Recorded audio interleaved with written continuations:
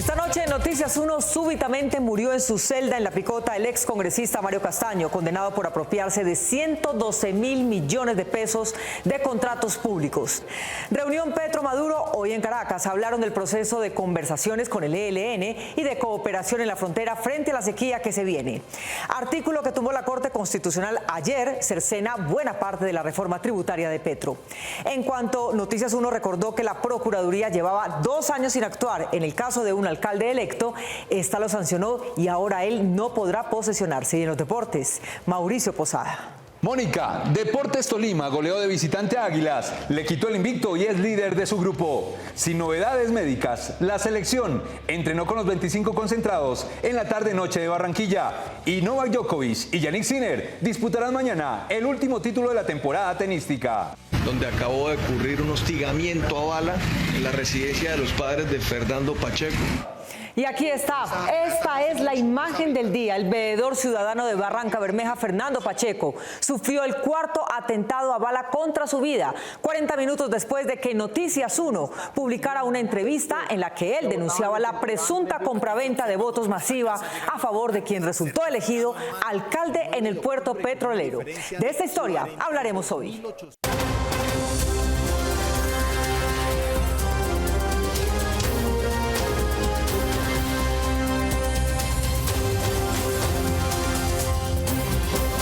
Este año, el Gran Premio a la Vida y Obra de una Periodista es otorgado a Cecilia Orozco Tascón.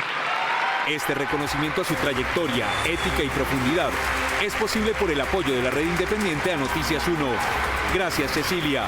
Y a ustedes, gracias por elegir la independencia. Por la prensa libre y el derecho que todos ustedes tienen a la verdad, yo soy la Red Independiente. Presenta Noticias 1 con Mónica Rodríguez y Mauricio Posada. Buenas noches y bienvenidos a la mejor información del fin de semana. El ex congresista Mario Castaño, tristemente célebre por haber terminado en la cárcel, por haberse robado la plata para la paz y otros programas sociales, murió hoy al mediodía, aparentemente fruto de un infarto fulminante. Víctor Ballestas. Mónica, la justicia demostró que el liberal del eje cafetero Castaño se quedó con al menos 112.000 millones de pesos para las regiones y municipios en el gobierno Duque. Hoy, cuando los carceleros entraron a su celda para llamarlo al almuerzo, lo encontraron muerto. El excongresista Mario Castaño, condenado cerebro del escándalo de corrupción más sonado en tiempos recientes en el país, con el carrusel de contratos oficiales durante el gobierno Duque para enriquecerse personalmente y enriquecer a un grupo de personas que trabajaban para él, falleció al mediodía de hoy en el pabellón de los políticos de La Picota, en donde fue recluido en junio del año pasado. Su condena por los hechos imputados fue de 16 años de prisión. La sala de instrucción le impuso la alta pena por el nivel de corrupción al que llegó. Que no es de ahora. Según se informó oficialmente, Castaño murió de un infarto fulminante. Fue encontrado en su celda por un miembro del IMPEC que le iba a avisar que el almuerzo estaba listo. Castaño había sufrido un infarto hace 3 meses y estuvo hospitalizado 8 días en la clínica Reina Sofía. Hace 4 días había sido trasladado a un centro asistencial para realizarse un electrocardiograma. Castaño se acogió a sentencia anticipada cuando aceptó haber cometido los delitos de concierto para delinquir, interés indebido en la celebración de contratos, peculado por apropiación, estafa agravada y concusión.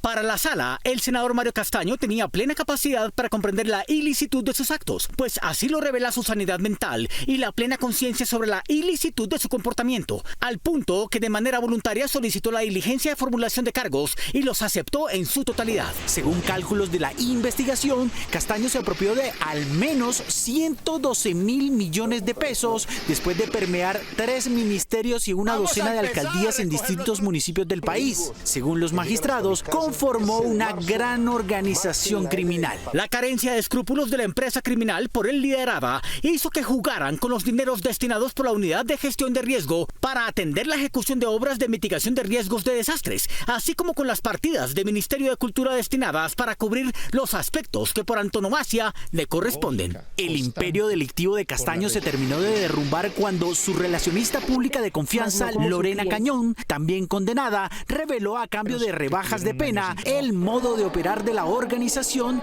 y el número de contratos que Castaño logró torcer con influencias y coimas.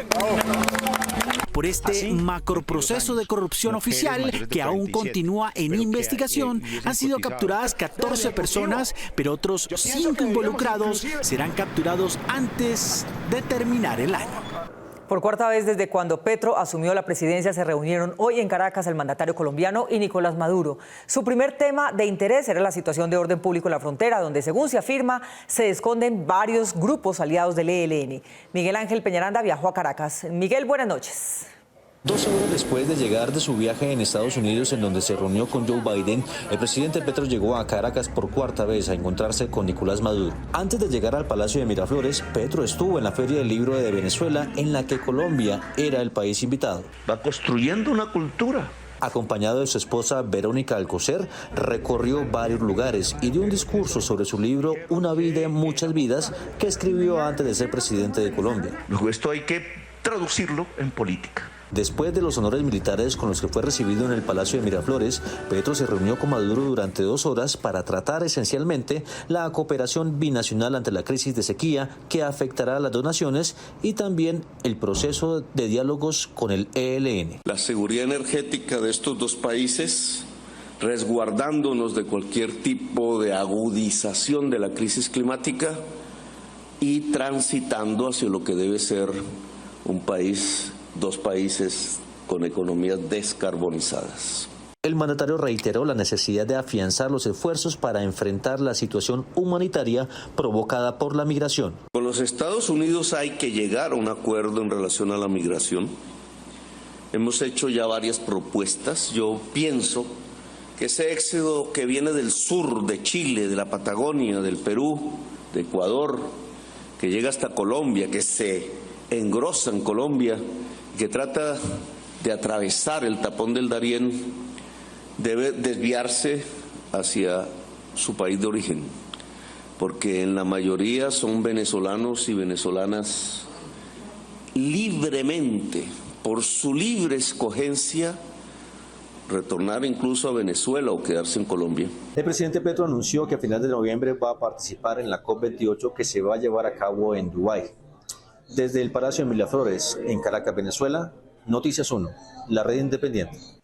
Un grupo de congresistas liberales diseñó un artículo de la reforma a la salud que ponía los cargos de directores de hospitales públicos en la torta burocrática que podrían repartir alcaldes y gobernadores. Gustavo Monge. Mónica, su proposición la firmó también uno del pacto, luego de advertir que no era cierto que estuvieran cediendo en la discusión del proyecto.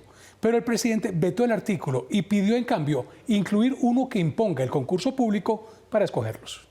El tortuoso camino de la reforma a la salud en la Cámara de Representantes tuvo un nuevo obstáculo en su trámite por el Congreso, con el polémico artículo 42, con el que se pretendía que los gerentes de los hospitales públicos del país pudieran ser nombrados por alcaldes y gobernadores sin concurso de méritos. El vocero de la coalición de gobierno para la reforma fue uno de los firmantes de la proposición, con el que se le dio vida a esa iniciativa que eterniza el clientelismo político en la selección de los directivos de la salud en los hospitales públicos. La construcción de la reforma nos toca que hacerla con todos los sectores y nos han dicho de que nosotros somos unos radicales que no aceptamos propuestas y cuando las aceptamos después dicen que lo que pasa es que estamos haciendo negocios. Esa proposición fue firmada por 12 liberales y por el petrista Mondragón, coordinador ponente de la reforma. Colegas del Partido Liberal dijo, venga, no volvamos tan engorroso el proceso y ya hay unos criterios de selección. Los representantes liberales que promovieron el artículo son Álvaro Henry Monedero y Leonardo Gallego, ambos del Valle del Cauca, Karina Bocanegra de Amazonas, Karime Cotes de Sucre, Flora Perdomo del Huila, Wilmer Yesid Guerrero de Norte de Santander, Gilma Díaz del Caquetá, Álvaro Rueda de Santander, Sandra Aristizábal del Quindío, Olga Beatriz González del Tolima, Luis Carlos Ochoa de Antioquia y Hugo Archila de Casanare. Yo he tratado de abrir los espacios. Eso no tiene ningún problema. Pero no todos los liberales están de acuerdo con esta extensión de la llamada mermelada regional y municipal, con la que los políticos terminan manipulando los dineros del sistema de salud. Esas divergencias han existido al interior de la bancada es por una enorme falta de liderazgo del presidente César Gaviria, pretender bajar los requisitos para poder acceder al puesto de gerente de un hospital público. Yo Yo creo que eso es impresentable. Ante la polémica y las objeciones éticas que se presentaron durante el debate y la discusión pública, el presidente Petro le solicitó al Congreso no dar trámite a esta proposición, que será reemplazada por otra que obliga a nombrar a los directivos hospitalarios mediante concurso. El tinto que se tomarán el presidente Petro y su antecesor Uribe será la oportunidad de la oposición para fijar sus líneas rojas. Ellos no quieren cambiar el modelo de salud, pero sí modificarlo y salvar a las que consideran EPS buenas. Después de la conducta de la oposición en el Congreso, liderada por el Centro Democrático y por Cambio Radical para no dejar avanzar los debates de la reforma a la salud que cursa en la Cámara de Representantes, el presidente Petro publicó en su cuenta de X una invitación al uribismo a encontrarse en la Casa de Nariño con el propósito de debatir los puntos que tiene estancada su aprobación. Invito a Centro Democrático a algo más racional. Vengan, nos tomamos un tinto y miramos cuál es su problema con la reforma de la salud que presentamos. Si hay puntos en común, los presentamos a la fase de debate en el Senado. Álvaro Uribe respondió 2 horas después con un mensaje que fue replicado por el presidente. Creo que quienes estamos en oposición a las reformas de diferentes bancadas deberíamos aceptar la invitación del presidente Petro. Ayudaría si mientras tanto se detiene la aprobación en plenaria de la Cámara. Al día siguiente, Uribe publicó un video acompañado del representante Andrés Forero, líder de la oposición en la Cámara sobre la reforma a la salud, y confirmó la aceptación y el día del encuentro con Petro. Me llamó el ministro del Interior a reiterar la invitación. Quedamos de reunirnos con el presidente Petro en la mañana del próximo miércoles. Le expresaremos nuestras razones de oposición a la reforma. Uno de los expertos en asuntos económicos del uribismo es el representante Óscar Darío Pérez. Y tampoco nos oponemos a que el talento en salud sea reconocido y que haya estabilidad y que haya mejores remuneraciones, mejores salarios. O sea, no estamos en desacuerdo con que haya modificaciones, pero sí estamos en desacuerdo con que se cambie el modelo. Y eso es lo que el proyecto tiene. Consideró que es muy difícil que se logre una estructura que beneficie a los ciudadanos si no se llega a una amplia concertación.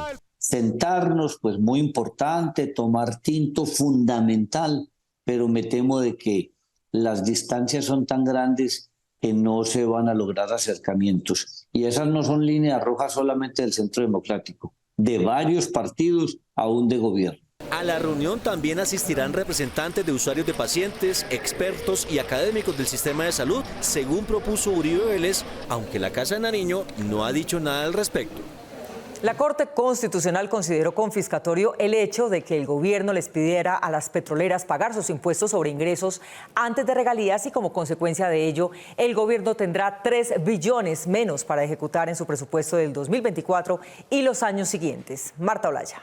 Mónica, este artículo estaba incluido en la reforma tributaria que tramitó el exministro José Antonio Ocampo y ahora se prevé que se tenga que realizar otra en la que ya el gobierno no tiene mayorías para aprobarla en el Congreso.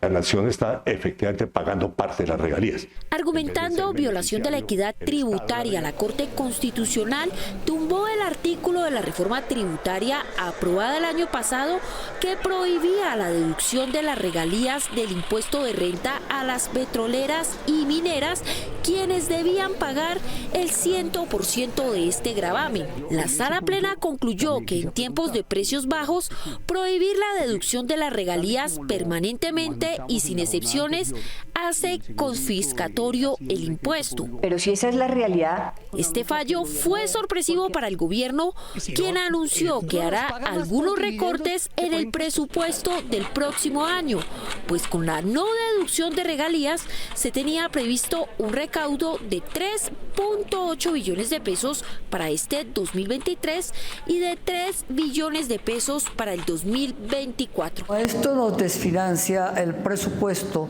del 2024, tendremos que establecer un recorte en el presupuesto. Este es un recurso de libre destinación y por lo tanto también tendremos la libertad de decidir en qué áreas del gasto podremos hacer el recorte. Algunos analistas no descartan que el gobierno deba presentar una nueva reforma tributaria para tener más fuentes de financiación. Muy probablemente será necesaria el establecimiento de una nueva reforma tributaria mucho más técnica y mucho más estructural. Deben presentarla el año entrante y los efectos reales de esa reforma se van a ver un año después. Entonces, se tendrá todo el año 2024 de analizar qué va a pasar. Hay otros que consideran que no hay el suficiente ambiente político en el Congreso para tramitar una segunda reforma tributaria en este gobierno, por lo que la austeridad en el gasto, aseguran, es la mejor opción. Pensar en una reestructuración de pasivos, si llegara el caso, de reducción de gastos en algunas empresas del Estado. Esa es una posibilidad, es una alternativa. Por ahora el gobierno descarta presentar otra reforma tributaria. Sin embargo, este proyecto, que entró en vigencia este año, tiene aún una lista de demandas ante la Corte, entre ellas la sobretasa al sector financiero y minero energético, ganancias ocasionales y el impuesto al plástico de un solo uso. Solo minutos después de aparecer en la emisión de Noticias 1 denunciando la masiva compraventa de votos que la policía ignoró en Barrancabermeja, la casa de los papás del veedor recibió una ráfaga de balas. Camilo Galán. Mónica, él dice que fue 40 minutos después de la noticia y que fueron 7 tiros. Esta vez salió ileso, pero esta es la 4ª vez que atentan contra él por sus denuncias sobre corrupción política en el puerto. Se presume que pronto sea reparación por lo que estamos denunciando este hecho. Fernando Pacheco, veedor ciudadano en Barrancabermeja, Santander y denunciante del presunto fraude electoral en las elecciones del pasado 29 de octubre, que dieron como nuevo alcalde a Jonathan Vázquez con una ventaja de más de 40.500 votos, fue víctima de un atentado minutos después de la publicación de la nota en la emisión del pasado 13 de noviembre de Noticias 1. Aquí se observa cómo en esta casa llegan los votantes certificados en mano. La colaboradora, identificada con esta gorra, sella el certificado y les permite el ingreso para reclamar el dinero. Como esta casa de pago el día de las elecciones, fueron identificadas por lo menos 10, en donde hasta después de conocerse los resultados electorales seguían formándose filas kilométricas de electores para recibir el beneficio. Sobre las 9 de la noche, Fernando Pacheco, reconocido líder social en el puerto petrolero y denunciante de las mafias políticas de la región, sufrió un atentado mientras se encontraba en casa de sus padres en el barrio La Paz, Comuna 3 de Barrancabermeja. Después de unos 40 minutos me hacen esos disparos en la casa de mis papás. 7 veces dispararon contra la fachada de la casa. Vengo con esas amenazas hace mucho, no es ahorita. Según el relato de la víctima, quien en ese momento estaba esperando que su esquema de seguridad lo recogiera, él vio 2 hombres sospechosos. Yo vi 2 personas que están como raras. Entonces mi papá me dijo, llamemos a la policía. Yo le dije, ya la estoy llamando, pero ya vienen. Yo le dije, ya estoy llamando a la policía, pero ya vienen los escoltas. En el momento que yo estoy haciendo eso, suena el...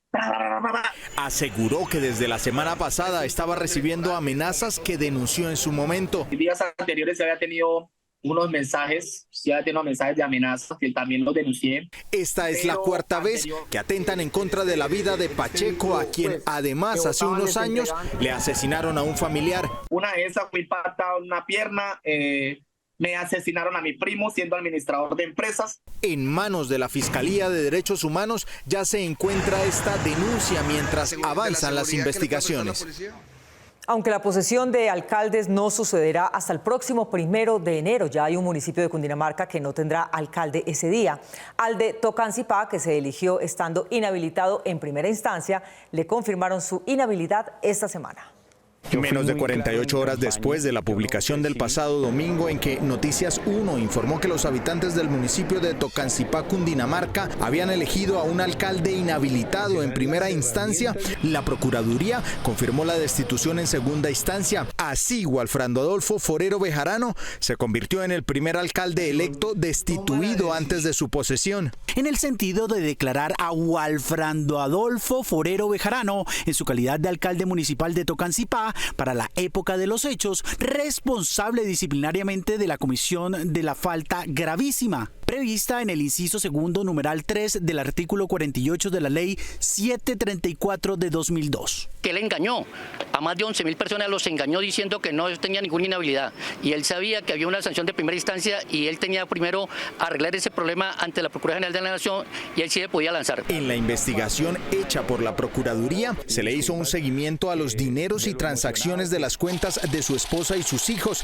en donde no se pudo justificar el incremento patrimonial económico de esta familia. Es una investigación que se hizo a través de la Dirección Nacional Especial de la Procuraduría General de la Nación, donde se pudo constatar a través de los estados financieros que esto ocurrió en el año 2016, cuando él llega por primera vez 2016, el primer año de gobierno de Walfrando Adolfo Forero. El órgano de control también señaló que las pruebas entregadas por Walfrando Forero contenían inconsistencias que llevaron a concluir que la información suministrada no era confiable. 951 millones de pesos, lo que nos demuestra es que la decisión de la Procuraduría General de la Nación, este señor se enriqueció ilícitamente. Ahora hay que iniciar las acciones penales. Según la Procuraduría, la sanción impuesta quedó ejecutoriada a partir de la notificación efectuada y su ejecución procede de manera inmediata.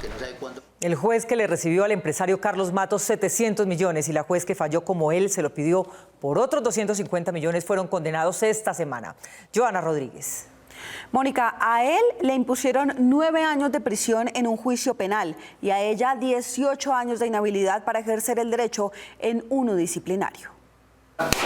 Esta semana los jueces dictaron coincidencialmente 2 sentencias condenatorias en casos de jueces que favorecieron con sus decisiones al exempresario de una conocida marca de vehículos, Carlos Matos, hoy también condenado por soborno a los funcionarios judiciales que debían investigar y fallar los procesos en que estuvo involucrado. Matos pagó alrededor de 800 millones de pesos en coimas, según se demostró. Si bien Matos fue procesado en un periodo relativamente corto, los principales sobornados por él continuaron con algunos de sus casos abiertos hasta ahora. De un lado, la Comisión de Disciplina Judicial inhabilitó para ejercer cargos públicos por 18 años a la ex juez civil Ligia del Carmen Hernández, que como togada tomó una decisión para favorecer a Matos que iba en contravía de la justicia. En el proceso penal ya se había demostrado en contra de ella que recibió de Matos un total de 250 millones de pesos. Al demostrarse que la investigada actuó de manera ilícita al recibir dineros para estropear un proceso en favor del convocante. De otro lado, el Tribunal Superior de Bogotá confirmó en segunda instancia la condena a 9 años de prisión del ex juez Reinaldo Huertas, que recibió de Matos 700 millones de pesos para corromper el sistema de reparto judicial y quedarse en su despacho con el caso Matos para poder favorecerlo. Ha de concluirse que la influencia de Reinaldo Huertas reforzó con éxito la materialidad de la conducta por medio de la cual se manipuló el reparto del sistema SARJ. Luego de valorar en conjunto la prueba, arrojaron que Reinaldo Huertas participó del plan criminal ideado por Carlos José Matos Barrero. Según el fallo en contra del ex juez Huertas, este no actuó solo, sino con el concurso ilícito de sus subalternos. Con ocasión al plan criminal fraguado, Reinaldo Huertas inmiscuyó en su plan delictivo a uno de sus empleados, Dagoberto Hernández Niño, y se valió de los buenos oficios de otros de ellos, secretaría y escribente, para darle apariencia de transparencia a su penoso objetivo. El ex juez Huertas deberá estar 9 años en prisión. Parece una pena baja con relación a la conducta en que incurrió. Sin embargo, el tribunal advirtió que esa condena se debe a la falta de eficiencia de la Fiscalía, que no calificó como debía ese caso. En la investigación que le abrieron al dejar la Policía Fiscal y Aduanera no se hallaron evidencias en contra del general Juan Carlos Buitrago, pero sí en contra de subalternos suyos que apenas comienzan a ser investigados. Enrique Tapias.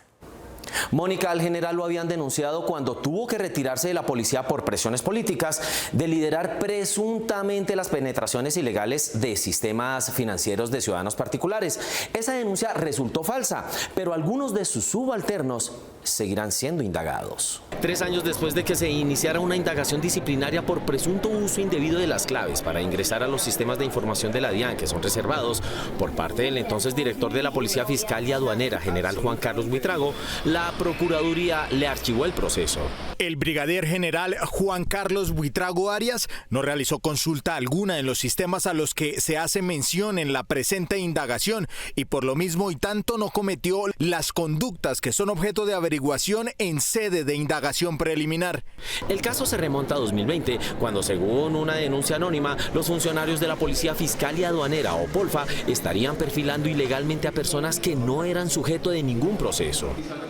El acceso ilegal a las bases de datos que contienen información financiera confidencial de los colombianos se habría llevado a cabo con el fin de investigar a oficiales de la policía opuestos a la línea de poder del director general de la institución, el cual desmintió en un comunicado esas versiones. No es cierta la existencia de un sistema de espionaje económico en la Polfa, en razón a la rigurosidad y estandarización de los procedimientos, los cuales están sometidos a la reserva legal. Aunque la Procuraduría archivó el proceso al entonces director de la Polfa, general Juan Carlos Buitrago, sí encontró mérito para investigar a un coronel, 3 mayores y 2 patrulleras de la Polfa de la época. Aperture y adelante la correspondiente investigación disciplinaria respecto de los siguientes oficiales, quienes se encuentran debidamente identificados e individualizados, a saber, coronel Óscar Hernán Cortés Dueñas, mayor Alexander Carrillo Bernal, mayor Víctor Manuel Guerra Cárdenas, mayor Jorge Nilson Harvey Barco Pérez, patrullera Sandra Juliet Muñoz Rivera y Karen Mayerlo González Rivera. La Procuraduría agregó que es necesario investigar a fondo la utilización de los sistemas de información de la DIAN por parte de los oficiales que tienen acceso a los secretos financieros de los colombianos. Mañana los argentinos van a las urnas para escoger a su nuevo presidente entre el ministro de Economía del actual gobierno y un exótico ultracatólico de ultraderecha que se propone militarizar las cárceles, Javier Milei. ¿Vos o yo? Argentina elegirá mañana al sucesor del presidente Alberto Fernández entre el ultraderechista Javier Milei y el exministro de Economía Sergio Massa. ¡Voy a ser presidente! ¡La concha tu madre! El primero es un extraño personaje que puede pasar por loco, por cómico o por extremista sin controles. ¡Pedazo de mierda! Llegan a mostrar el tigre. El segundo es un profesional que ejerce de manera ortodoxa su profesión y el manejo de las finanzas públicas. Por eso los analistas externos opinan que Argentina está al borde de dar un paso hacia el abismo o de regreso al peronismo. No nos vamos a alinear con comunistas. Javier Milei tiene 53 años de edad.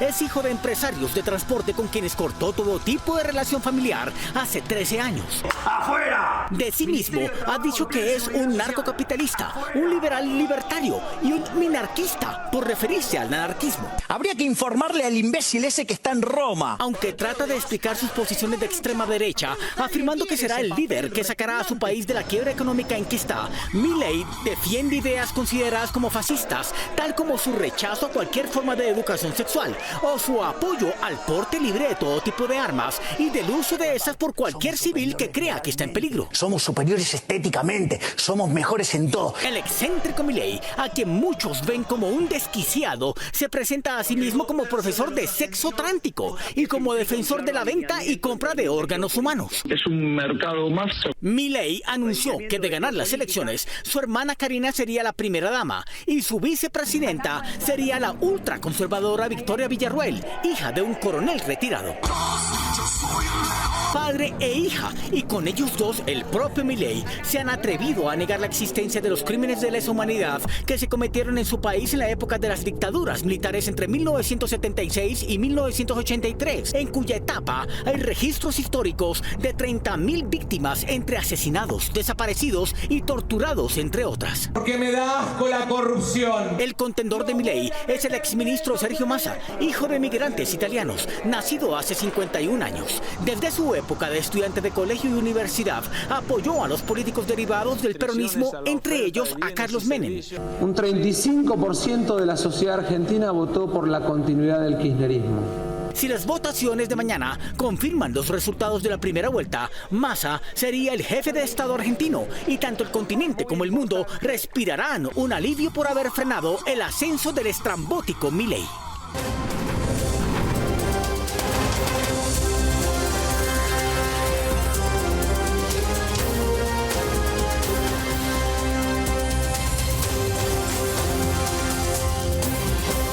Este año, el Gran Premio a la Vida y Obra de una Periodista es otorgado a Cecilia Orozco Tascón.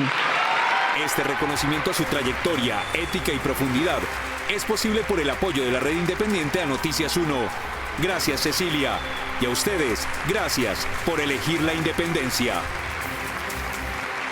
El Consejo de Estado recurrió a la historia de las Cortes y la Fiscalía para recordarle la brecha de género a un magistrado que se sintió excluido como hombre porque Petro no incluyó a ninguno en la terna para fiscal.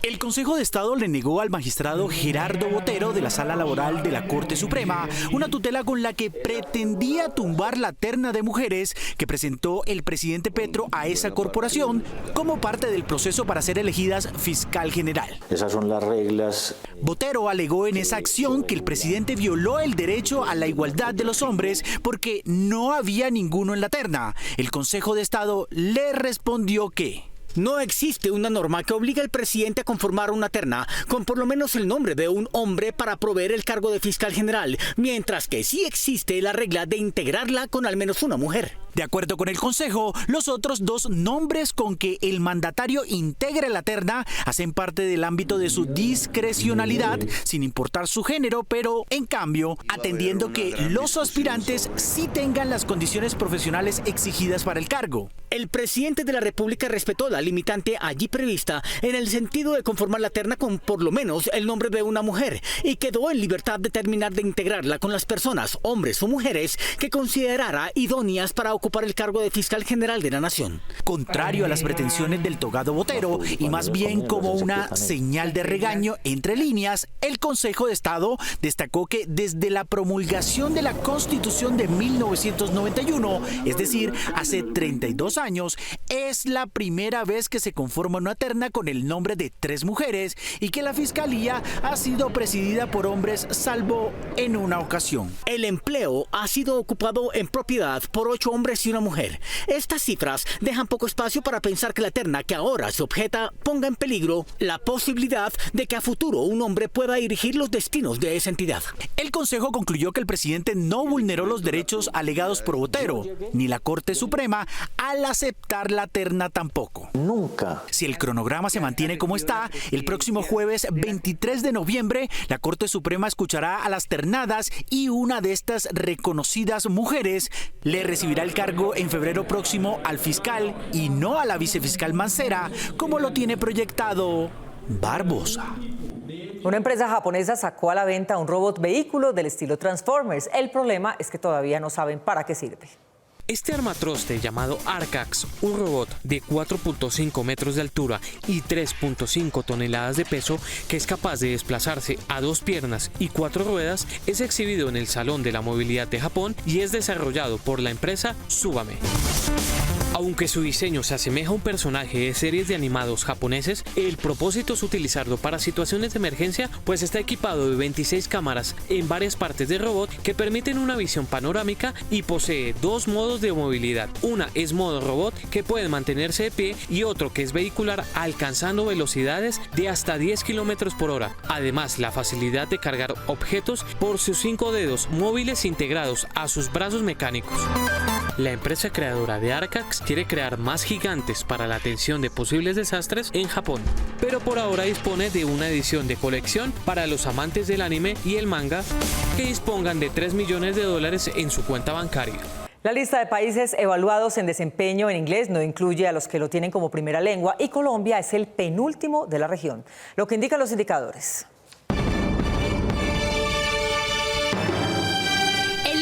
Desempeño en inglés, EPI, por su nombre en inglés, se publicó esta semana con Colombia en el nivel bajo, puesto 75, Venezuela en el 56, Guatemala en el 53, Cuba en el 43 y Honduras en el 31, todos en el nivel medio.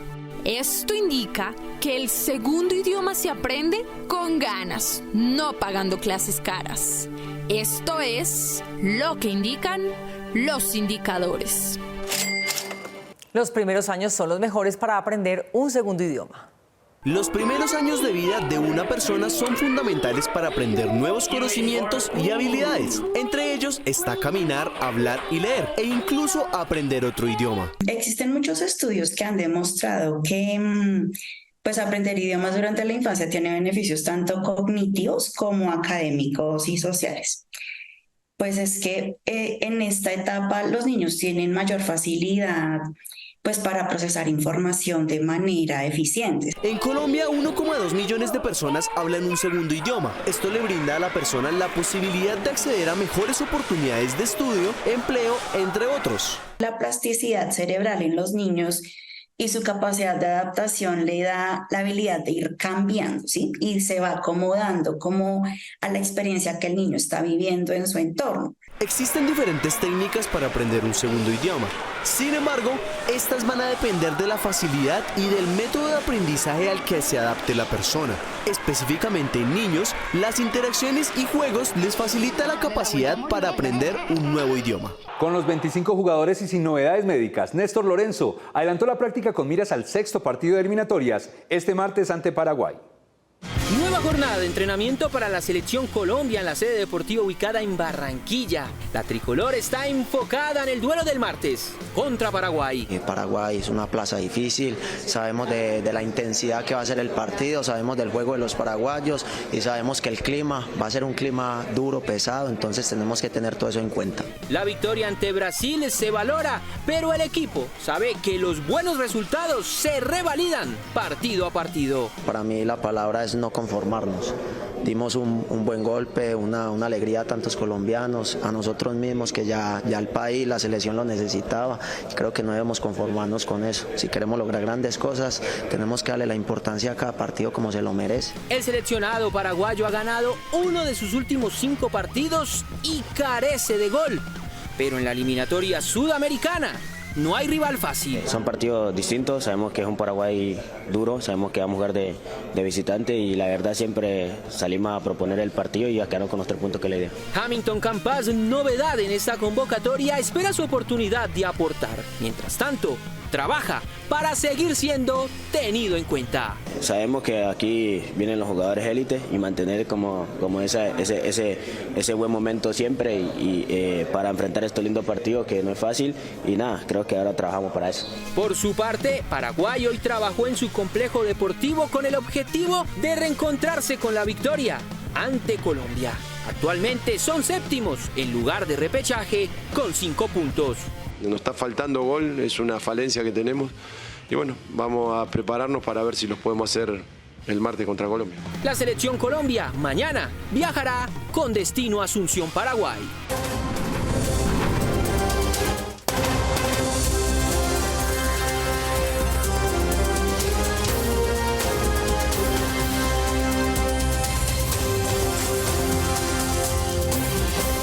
Este año, el Gran Premio a la Vida y Obra de una Periodista es otorgado a Cecilia Orozco Tascón. Este reconocimiento a su trayectoria, ética y profundidad es posible por el apoyo de la red independiente a Noticias 1. Gracias, Cecilia. Y a ustedes, gracias por elegir la independencia.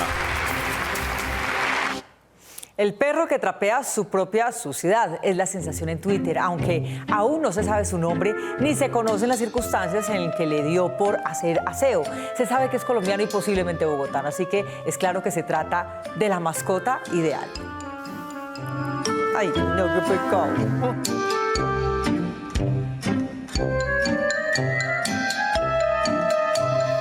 Nos vemos en las redes sociales y mañana, domingo a las 8 de la noche, aquí en Noticias 1 con las mejores noticias del fin de semana. Ustedes, como siempre, gracias por elegir la independencia. Feliz noche.